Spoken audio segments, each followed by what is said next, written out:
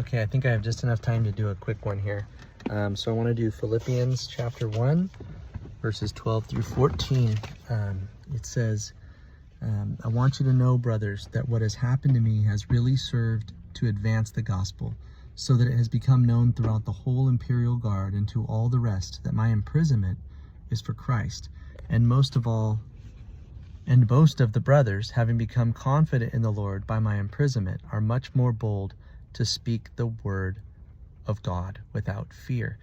And so I guess where I'd start is to say that the Philippians had been, obviously they like to stay connected to Paul. They were concerned for Paul. Paul was very dear to them. He was the one, again, that started the church there. They knew him. They corresponded with him. They supported his ministry. They had watched from afar as he was imprisoned for 2 years in Caesarea unjustly. He hadn't done anything. He was falsely accused of stuff he was not guilty of. He shouldn't have been in chains, but he was 2 years there in Caesarea. Now he's appealed to Caesar, did the whole journey to Rome where he was shipwrecked and all that stuff, and shipwrecked on the island of Malta, and God even used that and all that. And so now he is in Rome. At this point, when he's writing the letter, he's probably been in Rome for about a year already. So 3 years unjustly in chains. And the Philippians know that Paul is the apostle to the Gentiles. So he's the one that God has called. Jesus himself knocked him off his horse and called him to be an apostle. He sent him to the Gentiles. And so at this point, Paul is in chains, and the Philippians are watching, and they're probably thinking like, man, like these people that have him in chains, that are holding him unjustly, like they're stopping the work of the gospel. That Paul never stayed still. He was like going and going and going all the time. He was going from place to place, from region to region, going to some city, talk to the Jews at the synagogue.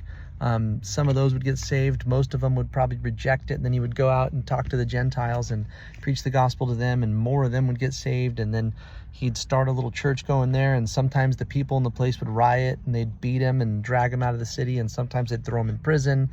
Sometimes they'd stone him. They did all kinds of crazy stuff. He went through all that, but he was never staying still for very long. He just kept going and going and going. I think he did stay in Ephesus for 3 years. He was in Corinth, I think, for like a year and a half. But he was always just moving and being productive, and he was building the church of Jesus. And so they're watching, and they're like, gosh, he's in prison for 3 years. Like, they're stopping the work of the gospel, the advancement of the kingdom. Like he can't do it from here. And so what Paul is encouraging them in, and this is sort of like a missionary report, because they had sent him another gift of support, and later in the gospel, he's like, it's not that I even needed it, but he's so grateful that they're supporting his mission.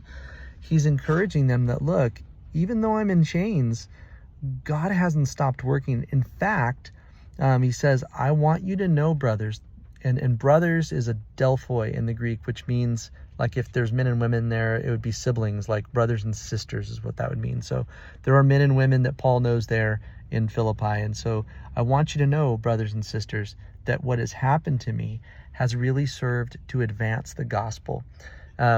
So it's funny, because what Paul is actually not saying is, he's not saying in spite of what's happening, God's able to work through it and he's able to make some good things come out of it.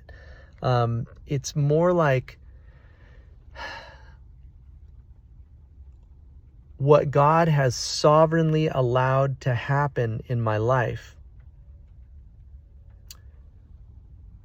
is serving to advance the gospel. And that's a big deal, right? There's a big difference there. Stuff happens to us, but God can turn it around and make it all work together for good. But does God also sovereignly allow things sometimes to come into our life, situations, for us to be in something, a situation that's hard, unjust, difficult? Is it possible that God may at times allow us to experience suffering so that through it, the gospel can advance? In other words, God can use that, and that the people around us can see, what he's doing in our lives, that the reality of the gospel kind of gets through to somebody, that the situation we're in, sort of like when Paul was in the jail in Philippi, right? He's in the jail in Philippi with Silas. It says Paul and Silas were just like worshiping, even though they got beaten and thrown into jail. They're in there singing and worshiping God in the jail cell. And then an earthquake rocks everything. All the cells fly open. The jailer's about to kill himself. And then they go, no, don't harm yourself. And then he comes in and the jailer and his whole family get saved. It's like God allowed Paul to be beaten and thrown into a Philippian jail in order for this jailer and his family to get saved. Like, are we willing to allow for the fact that our God may allow us to go through something hard so that someone else can receive the same salvation that we've received? And that's a big question. It says, I want you to know, brothers, that what has happened to me has really served to advance the gospel, so that it has become known throughout the whole imperial guard. That's the Praetorian Guard. That's Caesar's personal soldiers, his vanguard, his security team. That's the Praetorian Guard, right? So Paul was always chained to a Praetorian Guard member, right? Always. He was always chained to a Roman soldier. And so Paul, as he's chained to these Roman soldiers, he's thinking, well, hey, this is perfect. This guy's chained to me. He can't get away. And so he's preaching the gospel to them. They're getting saved. Their families are getting saved. The other guard members are getting saved. And pretty much everybody in Caesar's household, every other translations say everybody in Caesar's household knows that I'm in chains for the gospel. And so he's saying it's been known throughout the whole imperial guard and to all the rest that my imprisonment is for Christ.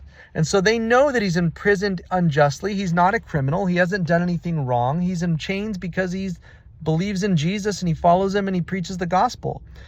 And it says, and most of the brothers, this would be again Adelphoi, so most of the brothers and sisters, or in other words, most of the believers, having become confident in the Lord by my imprisonment, are much more bold to speak the word without fear. So he's saying even the believers in the area who formerly might have been afraid to tell the truth and to preach the gospel and to be outspoken Christians in this area, share Christ with people, that they're becoming bold because they're seeing me in my chains, continuing to live out my faith. They're seeing God move through my suffering, move through my imprisonment, move through the fact that I'm chained to a Roman guard 24 hours a day, and yet still God is using me to save the Roman guard, to save the other soldiers, to save those in Caesar's household, and I'm going to get a chance to preach the everlasting gospel to Caesar Nero himself. So they're seeing this happen in Paul's life, and they're like getting encouraged and emboldened in their faith to go out. And they're like, what's the worst that's going to happen to me? We're going to get chained? We're going to get thrown in prison too? Well, then God will just use us there. And so they become bold. And this is what we call a witness, right? Christian witness, our Christian witness. That's crazy because we think of the word witness as, when I got saved, I got some gospel tracts. I went down to the Huntington Beach Pier and I started passing them out to people because I was going witnessing, right? Well, the word witness in Greek is actually the word martyres, the word martyr. The word martyr and the word witness, they're the same word. And this is what that meant. Like, with my life or my death, I'm going to live for Christ. I'm going to live for Christ boldly and in front of everyone. And I'm going to live for Christ in good times and in bad times, with plenty and with lack, in certainty and in uncertainty. I'm just going to live and live and live for Christ, right in front of everyone, and let my light shine in the darkness. That's what it means to be a follower of Christ. And that's what Paul was doing. He was encouraging the Philippians that, look, despite my chains, it hasn't stopped God at all. In fact, God allowed this in my life so that he might use it to save all those people in the imperial guard, that he might use it to save those in Caesar's household, that he might encourage the brothers and the sisters who are here in Rome too, to also be bold and go about their faith. In fact, other leaders are being raised up besides myself.